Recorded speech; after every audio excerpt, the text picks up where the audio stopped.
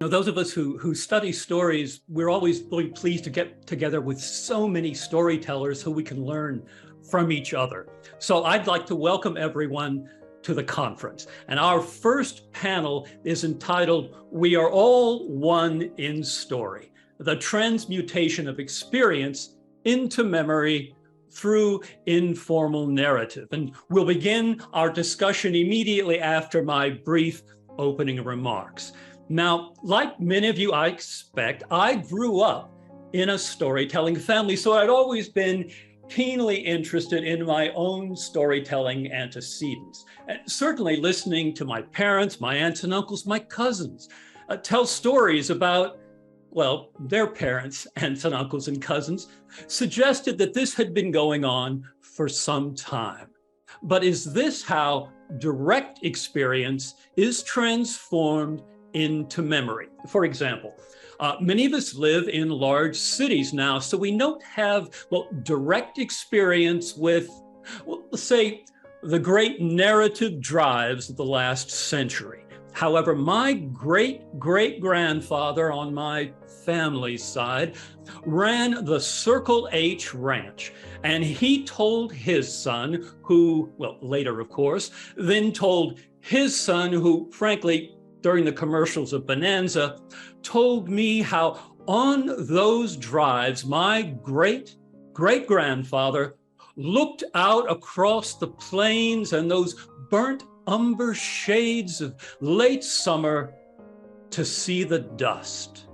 Now, the dust, mind you, that rose from the feet of thousands of milling narratives, filling the plains of our vast subconscious to the horizon. And sitting on that horse, that dust would part momentarily so that he could see, well, first, the folk tales, broad-shouldered and stolid, earthy with an authenticity available even in the most domesticated of narratives, and obviously in no hurry, but always moving forward. Well, those whip-thin personal experience narratives pushed here and there among them, reminding him uncomfortably of his relatives. But even with my family's nimble songs and small, faithful colloquial expressions nipping at their heels and trying to make sense of that swirling interplay, those narratives would push and shove against one another until the tension between all of those plots and all of those intentions, well, it sparked fires that burned thousands of acres and not a few stolidly built preconceptions. Those were heady, dusty, and obviously more authentic days.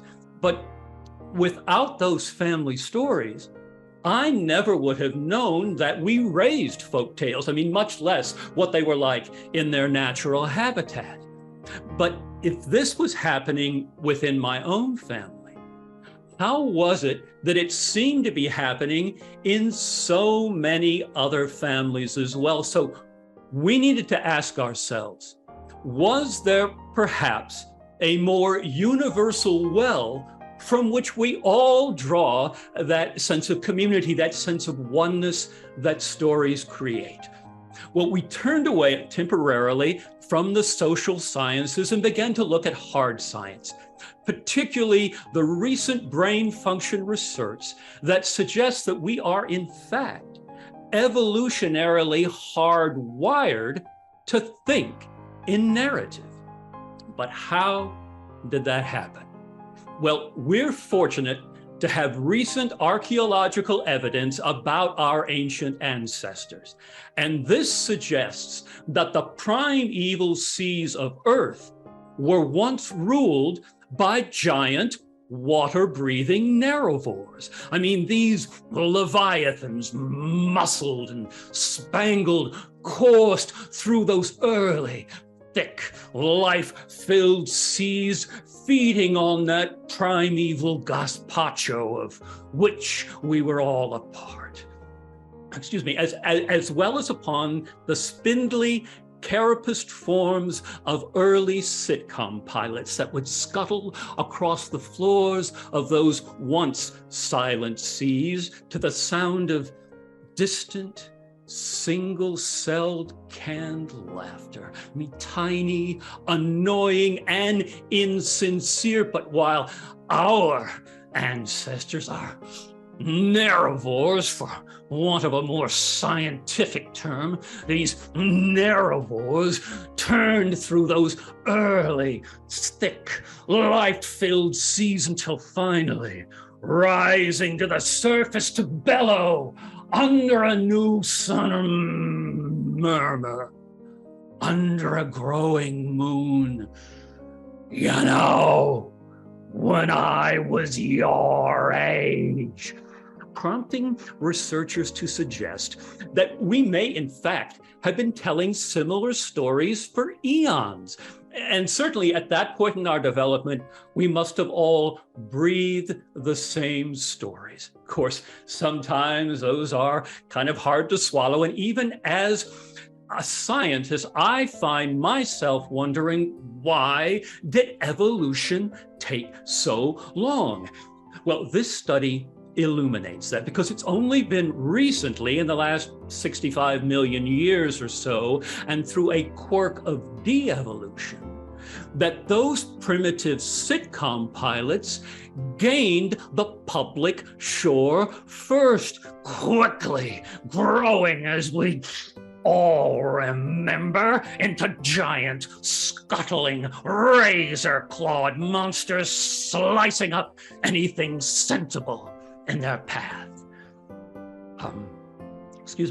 Until, well, finally devolving yet again to crawl formless and insensate upon the dry earth as reality programming, proving once again our evolutionary need to look down on someone else.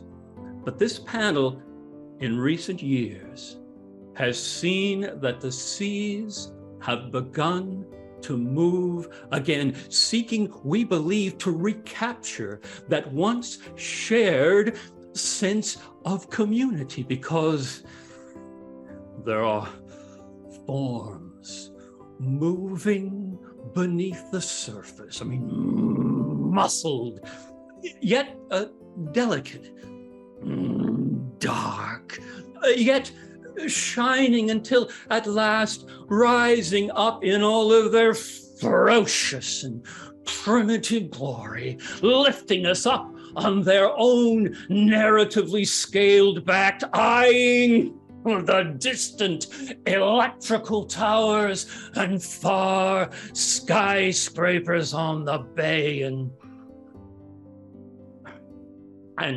marching toward that new and whole tomorrow, and roaring not in that simplistic narcissism of the capitalist system, mine, mine, mine, but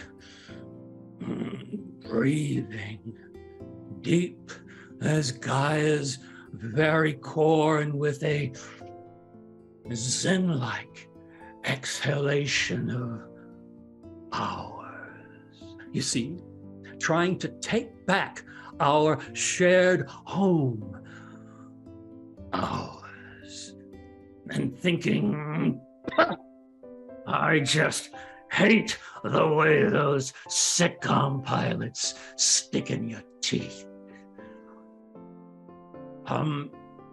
This last observation is not entirely supported by the recent evidence. There is some speculation involved. But this panel now believes that this transmutation of experience into memory is in fact a glorious melding of nature versus nurture.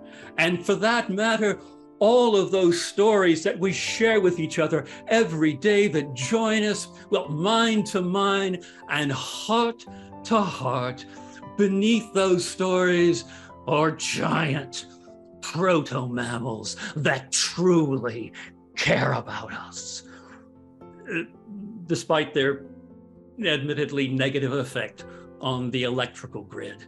But we now believe that all of us can take that deep breath and know that our sainted four monsters are with us still, and that in